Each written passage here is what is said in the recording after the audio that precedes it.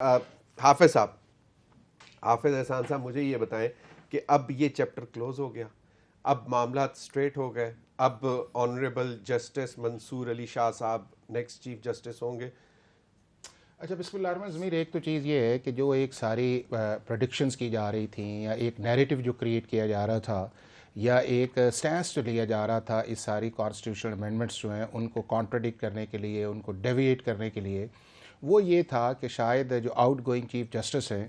ان کے اندر یا تو ان کو ٹینیور ایکسٹینڈ کیا جا رہا ہے ایز اے چیف جسٹس، 3 سال کی بھی بات چل رہی تھی، اور یا یہ ہے کہ 65 سے 68 سال جو ہے وہ ایج کی جا رہی ہے اور سب کی جا رہی ہے، یعنی کہ ہائی کورٹ کی بھی 3 سال بڑھائی جا رہی ہے، 62 سے 65 اور 65 سے 68 جو ہے۔ تو میرا خیال ہے کہ آج جو رجسٹرار نے ایک لیٹر ڈالا ہے اس کے بعد ایک چیز واضح ہو گئی ہے کہ پاکستان کے جو موجودہ چیف جسٹس ہیں وہ 25 کو اپنا فل کورٹ کر رہے ہیں، اور اس کے بعد 26 کو جو ہے نیا پاکستان کا جو ہے سپریم کورٹ کے ایک چیف جسٹس جو ہیں وہ بنیں گے یا آئیں گے۔ یہ تو ایک چیز آئی۔ دوسرا اس چیز کے اندر جو آپ نے سوال کیا ہے کہ جی جسٹس منصور کا، تو جسٹس منصور کی ضمیر بات اس وقت آئے گی جب آپ کے ملک کے اندر یہ چیز سیٹل ڈاؤن ہوگی کہ پاکستان کے اندر جو پرپوز کانسٹیٹیوشن امینڈمنٹس ہیں جن 4 ایریاز کے اندر جا رہی ہیں، ایک آپ کی جوڈیشل اپوائنٹمنٹس ہیں،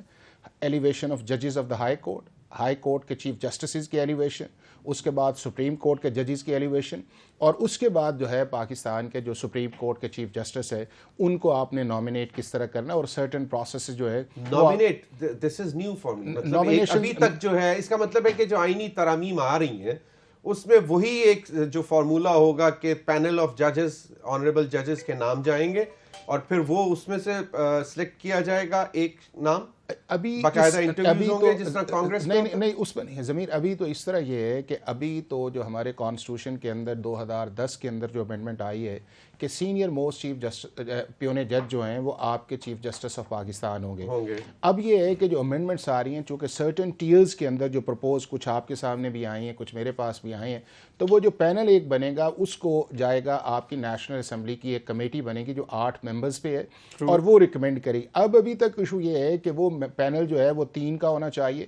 یا 5 کا ہونا چاہیے یا 6 کا ہونا چاہیے، چونکہ انڈین سپریم کورٹ کے جب چیف جسٹس لگتے ہیں تو 6 ہے، کسی ملک کے اندر 5 بھی لگتے ہیں، کسی ملک کے اندر 3 بھی لگتے ہیں۔ اب وہ جو پینل ہے جب وہ بنے گا جو آپ کی سینیورٹی لسٹ کی بنیاد پہ ہے، اگر یہ امینڈمنٹس جو ہیں وہ پاس ہوتی ہیں تو اس کے بعد وہ نیشنل اسمبلی کی جو کمیٹی جو پرپوز کے اندر آئی ہے وہ نام بھجوائے گی پرائم منسٹر کو، اور پرائم منسٹر ایک ریکمنڈیشنز اپنی دیں گے ان جو آئے گی، اور اس کے بعد پریزیڈنٹ آف پاکستان اس کو نوٹیفائی کر دے گا۔ اچھا چلے، مجھے اس پر مزید بھی بات کرتے ہیں، مجھے ایک بات کوئکلی بتا دیں، یس اور نو، کہ قاضی فائز عیسیٰ صاحب ایک دروازے سے ایگزٹ لیں گے ریٹائرمنٹ کا اور کسی اور دوسرے دروازے سے سپریم کانسٹیٹیوشنل کورٹ کے چیف جسٹس ہوں گے؟ نہیں دیکھیں، ابھی تو جو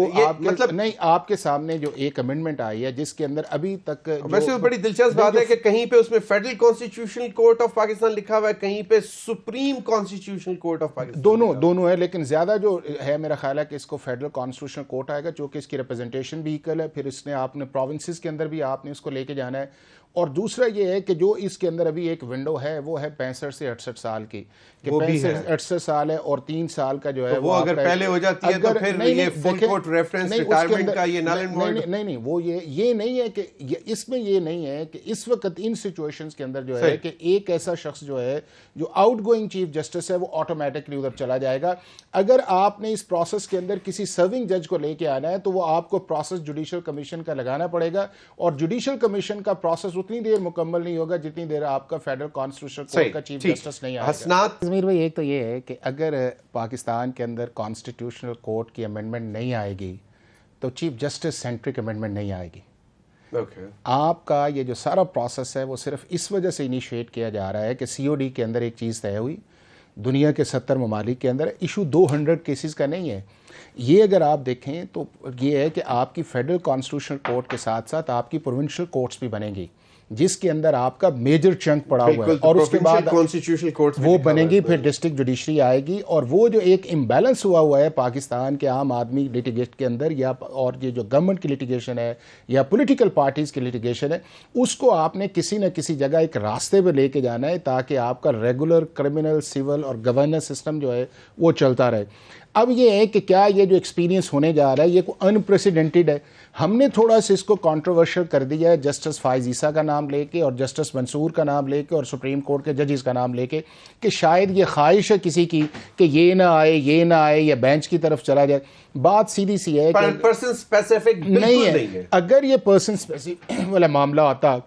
یا کانسٹیٹیوشنل بینچز والا معاملہ یہ آتا تو آپ کے سامنے یہ جو ڈرافٹ آیا ہوا ہے یا جس لیول پہ اب ڈسکشن اس کے اندر چلی گئی ہے وہ نہیں آنی تھی. دوسرا اس چیز کے اندر یہ ہے کہ کیا اس ہائپوتھیٹک چیز پہ جائیے. میں یہ سمجھتا ہوں کہ پاکستان کا جو بھی چیف جسٹس یا جج ہے اسے نیوٹرل ہونا چاہیے, اس کی آبزرویشن نہیں آنی چاہیے. ملک صاحب نے ابھی کلیئرلی بات کی کہ آرٹیکل 225 کے ہوتے ہوئے ہے, اور میں نے بھی یہی کہا ہے کہ فورینزک آڈٹ جو ہے وہ آپ نہیں کر سکتے, یہ آپ کے ٹریبیونلز کریں گے. پھر ہمیں ریزرو سیٹس کی جو پروسیڈنگ چل رہی تھی ہمیں بار بار کیوں وہاں پہ آبزرویشن نظر آئیں کہ جی آرٹیکل 184(3) کے نیچے جو پٹیشن پڑی ہوئی ہے اس کو انٹرٹین ہونا چاہیے. آپ بھی اس کے وٹنس ہیں, یہ بھی وٹنس ہیں. کیا ضرورت پیش آ گئی جو بینچ کے اندر لوگ بیٹھے تھے جو ان کے پاس کانٹروورسی بھی نہیں تھی, جو سپریم کورٹ انہیں اختیار بھی نہیں اس چیز کے اندر دیتا. 12 جولائی کا فیصلہ اتنا کچھ ٹریگر نہیں ہے,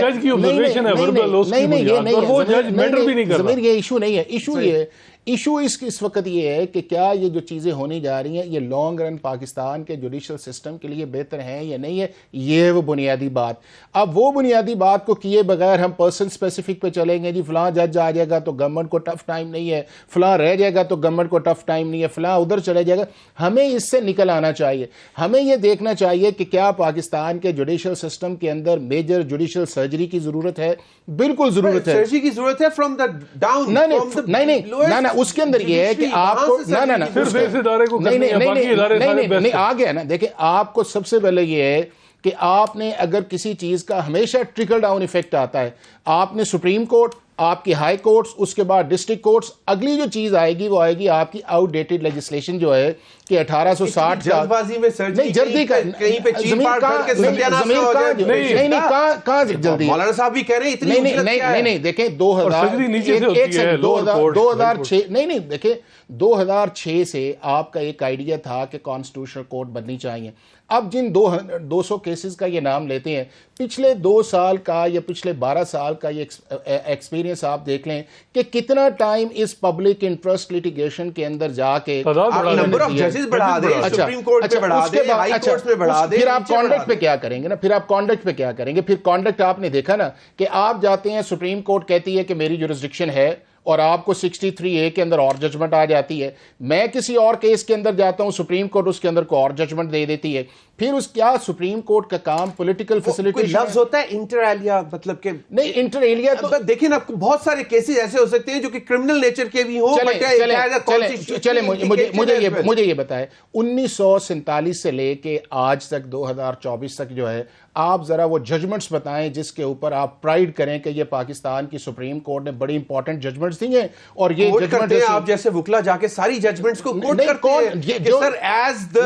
پر دس ججمنٹ. جو کانسٹیٹیوشنل ججمنٹس ہیں, جو کانسٹیٹیوشنل ججمنٹس ہیں وہ مارشل لا کی آپ ججمنٹس دیکھ لیں, وہ اس کے بعد سول ڈکٹیٹرشپ کی آپ دیکھ لیں, اور پچھلے 10-12 سال کے اندر آپ کانسٹیٹیوشن کو دیکھ لینا. کیا کسی سپریم کورٹ کے پاس یہ اختیار ہے کہ پاکستان کے ایک سرونگ پرائم منسٹر کو کہے کہ میں تمہیں 1 منٹ کی سزا دیتا ہوں اور گھر چلا جائے؟ اس کے بعد آگے جو ہے چھوڑے نا اس چیز کو. کیا سپریم کورٹ کا کام پھر یہ کالا کوٹ پہن کے دونوں بھائی گئے؟ اچھا پھر اس کے بعد کیا سپریم کورٹ کا کام یہ ہے کہ 184(3) کے اندر انویسٹیگیشن کرے, انکوزیٹوریل جورسڈکشن؟ وہی کہا جا رہا ہے نا کہ اس میں 184